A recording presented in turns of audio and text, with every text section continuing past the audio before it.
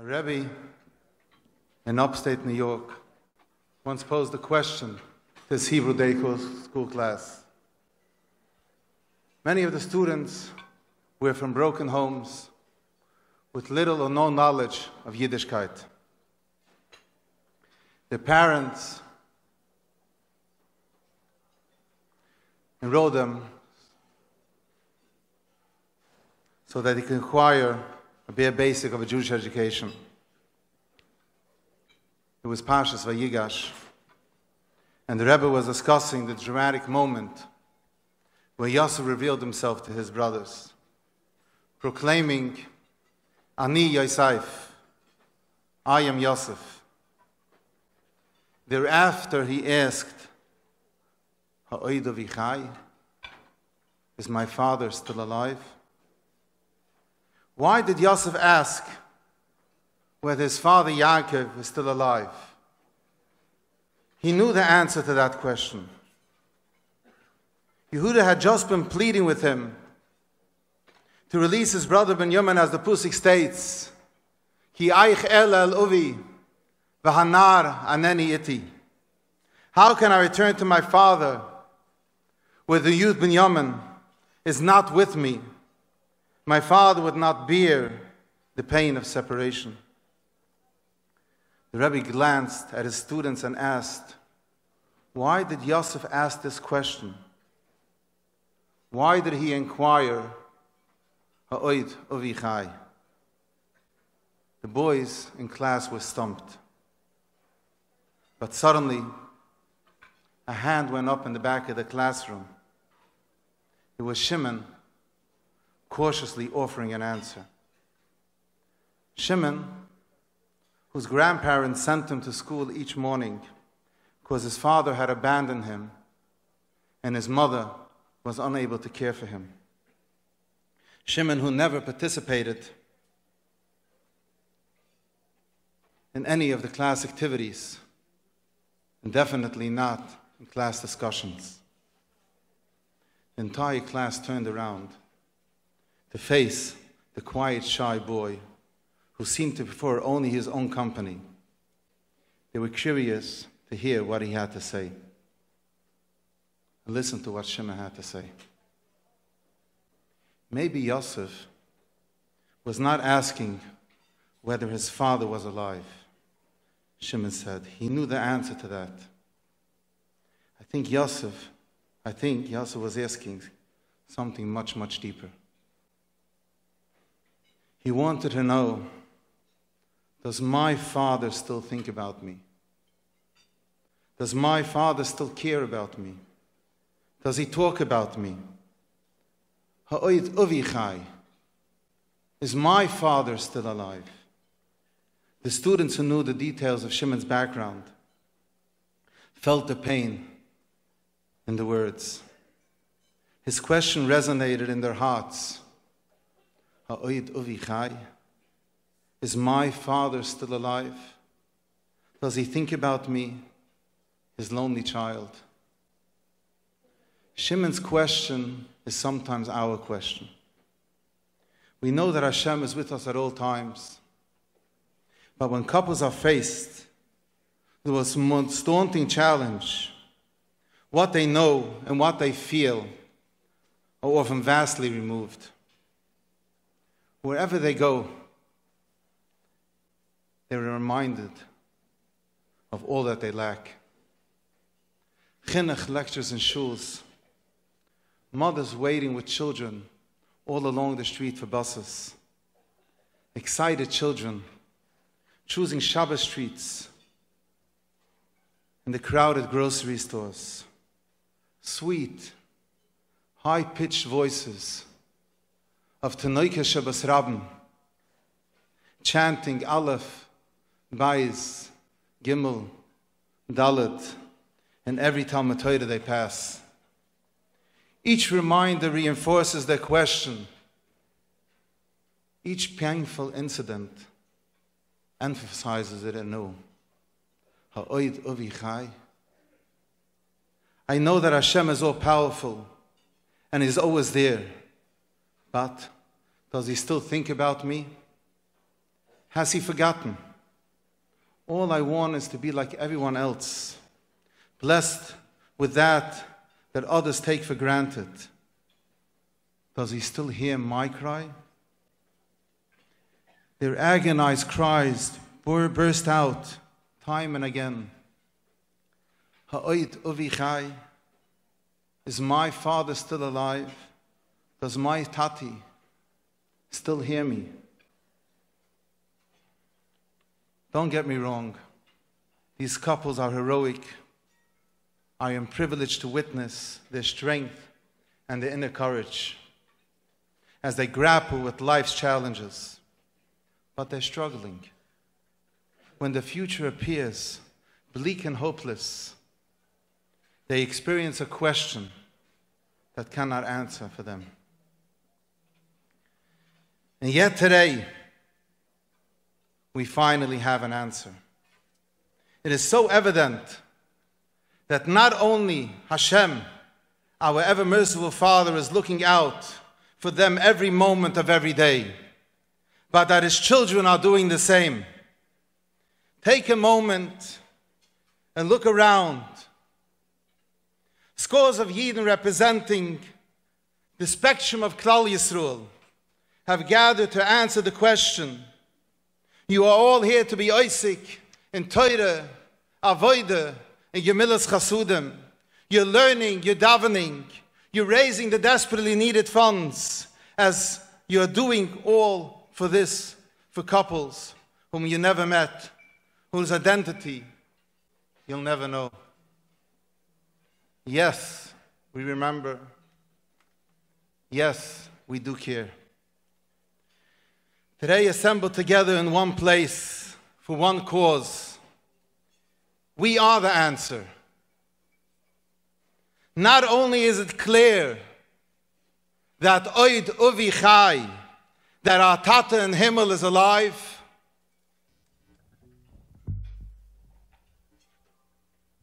but Oid Uchi Chai. Every struggling couple knows that their brothers and sisters are still alive. They care about us, and they are ready to join in our struggle. That's what it is to be part of this organization. It is to change the fate of couples we meet. And that's what it is that we do on a daily basis. When we answer a call, we don't see strangers, we see our own brothers and sisters. Allow me to share a story. Just one amongst thousands. It happened in December of 2006. It's a week before Hanukkah. An older couple, married for 2 years, turned to their time and came to our office for guidance. They had married quite late in life, and they were eager to proceed with a defined medical protocol. The sadness was readily apparent. Why is everything such a struggle for us, they asked. Others get married when they're barely out of their teens and are blessed within a year with a child. Why are we always being challenged? We assure them that they're not alone. ATIME deals with thousands of couples each year, and B'chasta Hashem, most of them are dealing with relatively simple issues. And we told them there was a small dose of intervention. They will hopefully realize their dreams. A few months and too many procedures later, we came to the conclusion that they were dealing with a serious issue. He would have to go for surgery, which was deemed a last resource. ATIME set up his appointments and led them through each step. Came the day of surgery. His wife remained in the waiting room, crying over a Tehillim. And 2 hours later, the doctor turned to me with a relieved smile. It's a success. We got what we need. 2 tense weeks crawled by. And then we received the unfortunate news that the cycle was not successful. They would have to wait a complete year before making a second attempt. This second surgery would be the final chance, since the doctors are highly reluctant to perform this particular procedure more than twice.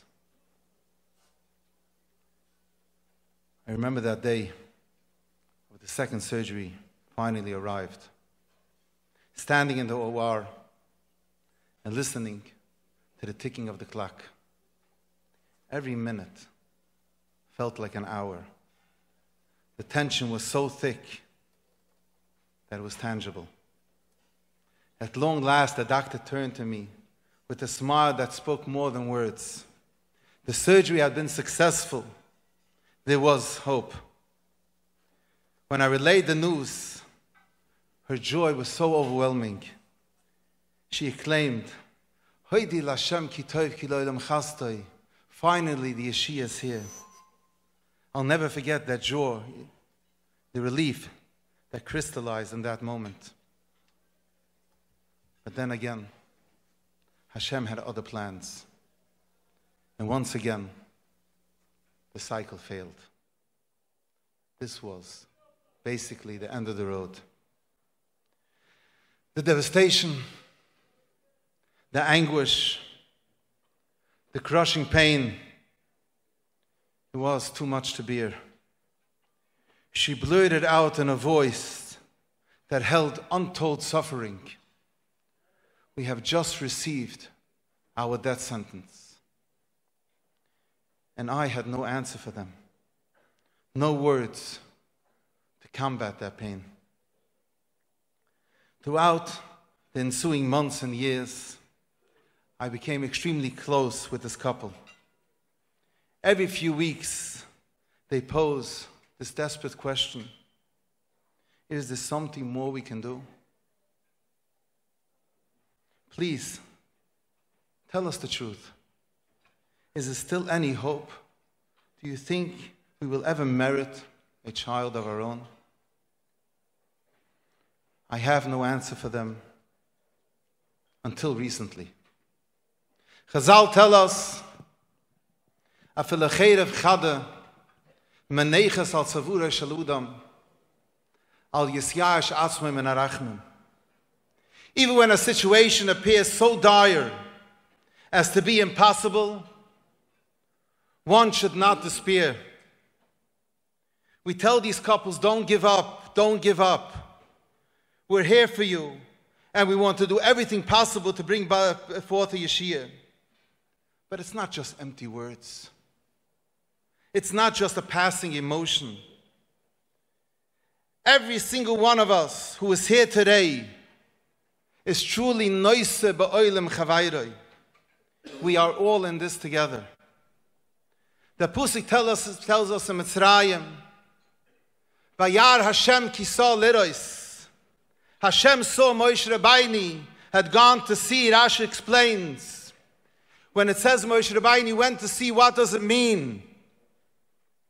Rashi says, "Nusan einoi v'liboy liyasmaitzer alayim." Moshe Rabbeinu actually saw and felt the pain of his tortured brothers. He was hurting together with them. And therefore Hashem said to Moshe, "Moshe, Hinaini, I am ready. If you, Moshe, are willing to experience the pain of another Yid as if it were your own, I will help them and do my part." In the past few years, and especially this year, we see clearly how Hashem is helping us to help them. He is granting us abilities to alleviate the suffering of so many of His children. By coming here today, you are creating the most powerful statement. Your participation proves that Koyach HaRabim, the power of a unified care and concern, truly conquers all. We owe you all a tremendous akudas hatov.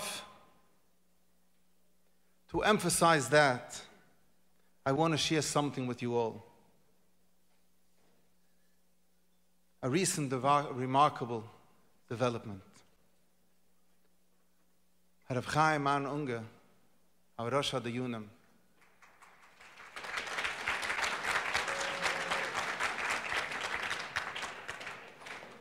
and Rabbi Mordechai Koenig,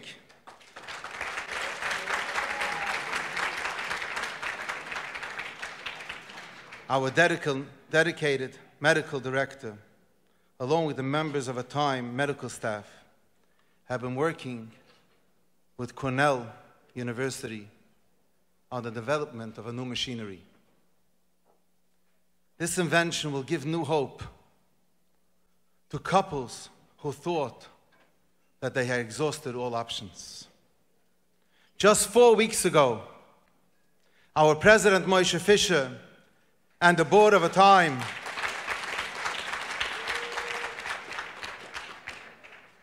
convened with Cornell staff. We presented them with a check written out for an astronomical sum to purchase the new machinery. Our ATIME couples would thus be the first to benefit from the new revolutionary approach. They should merit Yeshias Refias, which had seemed so distantly out of reach. Hashem, B'Rav Chastai, has granted the doctors the wisdom so they can help these couples after all else has failed. Al Pederech HaTeva, it seemed impossible. But now, I can tell you that this couple, with hundreds of couples alike, yes, there is still hope. Yes, you will, Be'ezer Hashem, merit a child of your own.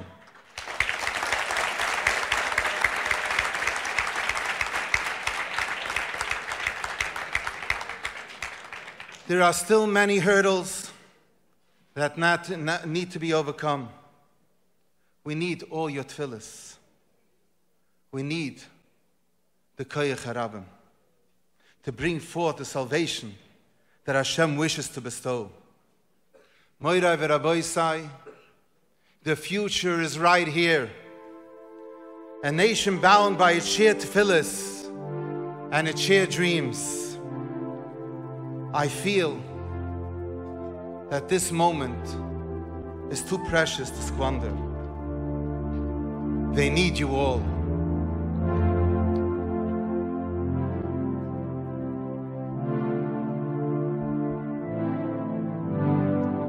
I want to ask you all who are standing with us on the front lines to join me in a concerted effort. I want to ask everybody to please stand up and let's close all our eyes and let's think of Achayni B'nai Yisrael, of our 1,000 sisters and brothers, HaMetzapim L'Zeira Shel Kiyumah. All they want is the ability to hold a child of their own. Let us pound together on the doors of Shemayim that Hashem should answer their tefillas and give the doctors the tools to help them. Let's sing together as we daven for all those waiting.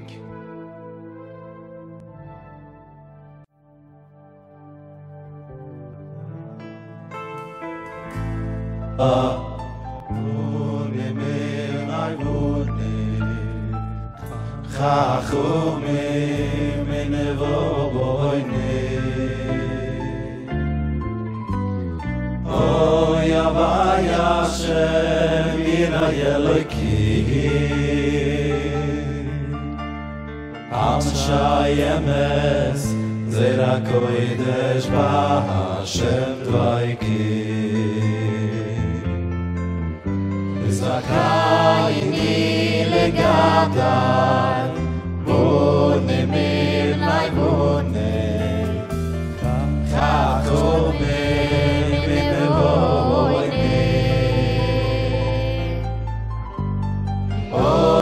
Havaya Hashem Yirai Elokim Amshai Emes Zera Kodesh B'Hashem Dvaikim Himayim Esuoilo Batoiruim Asim Toivim Ibechol Melechet Avodas Avoida Himayim Esuoilo Batoiruim Asim Toivim Ibechol Melechet Avodas Avoida Himayim Esuoilo Batoiruim Asim Toivim Ibechol Melechet Avodas Avoida Himayim Esuoilo Batoiruim Asim Toivim Ibechol Melechet Avodas Avoida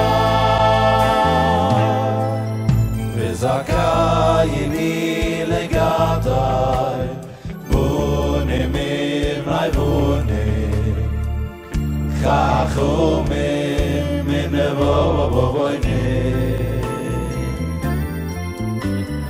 Oy Havaya Hashem Yirai Elokim Amshai Emes Zera Kodesh B'Hashem Dvaikim Himayim Esuoilo Batoiruim Asim Toivim Ibechol Melechet Avodas Avoida Himayim Esuoilo Batoiruim Asim Toivim Ibechol Melechet Avodas Avoida Himayim Esuoilo Batoiruim Asim Toivim Ibechol Melechet Avodas Avoida